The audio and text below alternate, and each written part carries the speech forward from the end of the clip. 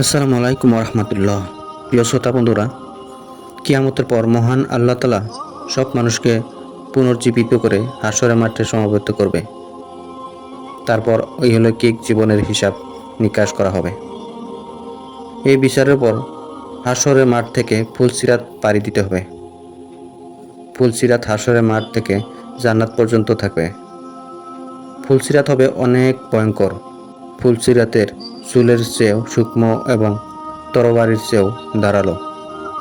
ফুলসিরাতের রাস্তা হবে বড় পিচ্ছিল। তার ওপর থাকবে আকশি বা আকরা। দুই পাশে থাকবে লোহার শলাকা।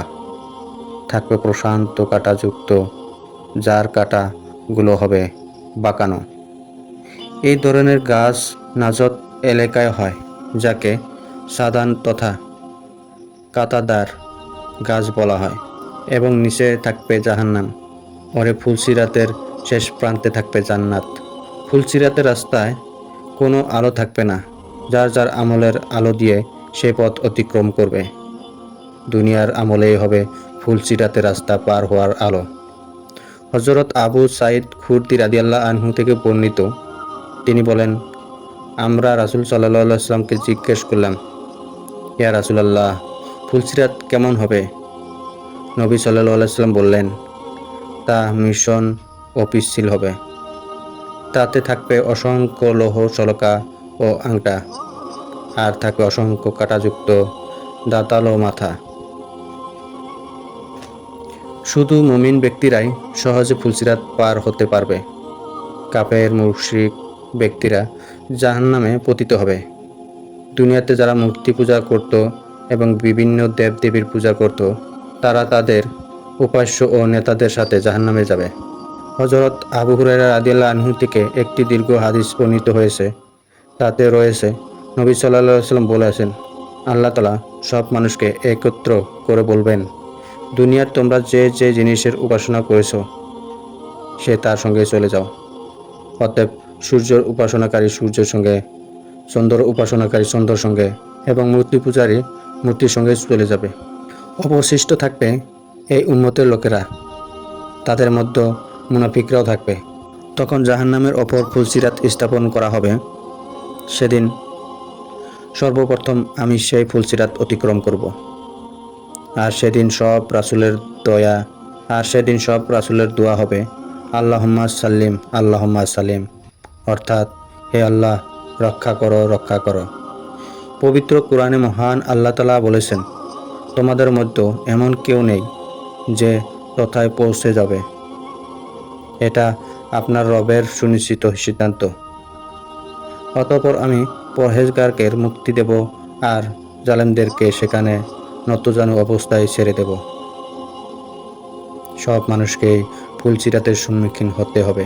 সব ব্যক্তিরা ফুলসিরাত পার হতে পারবে না। মুমিন ও নেককার ব্যক্তিদের রাস্তা হবে প্রশস্ত ও সুগম। মুমিন ব্যক্তিরাই কেবল ফুলসিরাত সহজে পার হতে পারবে। অন্যান্য মানুষ তাদের আমল অনুযায়ী ফুলসিরাত পার হবে। তাদের জন্য ফুলসিরাতের রাস্তা হবে সূক্ষ্ম ও চিকন। ফুলসিরাত পাও রাখা মাত্রই তাদের পাও কেটে জাহান্নামে পতিত হবে। ফুলসিরাত পা রাখা মাত্রই তাদের পা কেটে জাহান্নামে পতিত হবে। তাদের আমল অনুযায়ী তারা জাহান্নামের শাস্তি ভোগ করবে। ফুলসিরাত অত্যন্ত অন্ধকার থাকবে।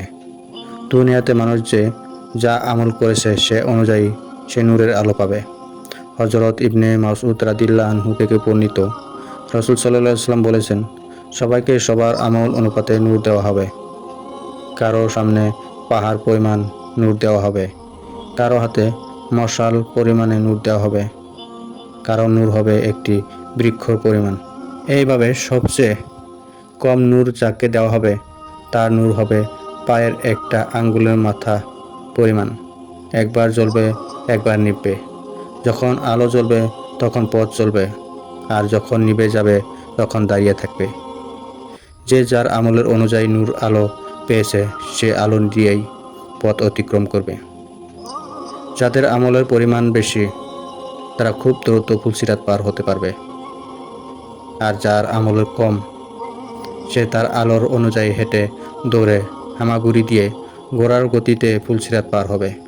তাদের আমল যতটুকু সে অনুযায়ী ফুলসিরাতের রাস্তা ততটুকুই পার হতে পারবে।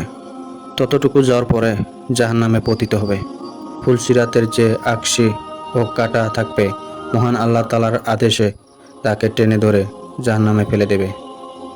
উম্মুল মুমিনিন হযরত আয়েশা সিদ্দিকা রাদিয়াল্লাহু আনহা থেকে বর্ণিত, রাসূল সাল্লাল্লাহু আলাইহি ওয়াসাল্লাম বলেছেন, জাহান্নামের ওপর একটি পুল আছে যা চুলের চেয়েও বেশি চিকন আর তরবারির চেয়েও বেশি ধারালো। এর ওপর লোহার শিকল ও কাঁটা থাকবে। মানুষের ওপর দিয়েই গমন করবে। কেউ চোখের পলকে, কেউ বিদ্যুতের গতিতে, কেউ বায়ুর, আর কেউ উত্তম ঘোড়া ও উটের গতিতে ফুলসিরাত পার হবে। আর ফেরেশতারা বলতে থাকবে, হে প্রভু, সহি সালামতে অতিক্রম করাও, হে প্রভু, নিরাপদে পার করো, নিরাপদে পার করো। কেউ নাজাত পাবে, কেউ আহত হবে, কেউ উপর হয়ে পড়ে যাবে, আর কেউ অধোমুখী হয়ে জাহান্নামে পড়ে যাবে। পরে গুনাহগার ইমানদারকে গুনাহ অনুপাতে জাহান্নামের শাস্তি ভোগ করার পর জান্নাতে প্রবেশের অনুমতি দেওয়া হবে। আর মুনাফিকরা চিরকালের জন্য জাহান্নামের আগুনে জ্বলতে থাকবে। রাসূল সাল্লাল্লাহু আলাইহি ওয়াসাল্লাম বলেছেন, অতঃপর তোমাদের সর্বশেষ ব্যক্তি পেটে ভর করে পুলসিরাত অতিক্রম করবে। সে বলতে থাকবে, হে রব, আমাকে এত বিলম্ব করানো হলো কেন? তখন আল্লাহ তাআলা বলবেন, আমি কেন তোমাকে বিলম্ব করাবো? তোমাকে তো তোমার আমল বিলম্ব করিয়েছে।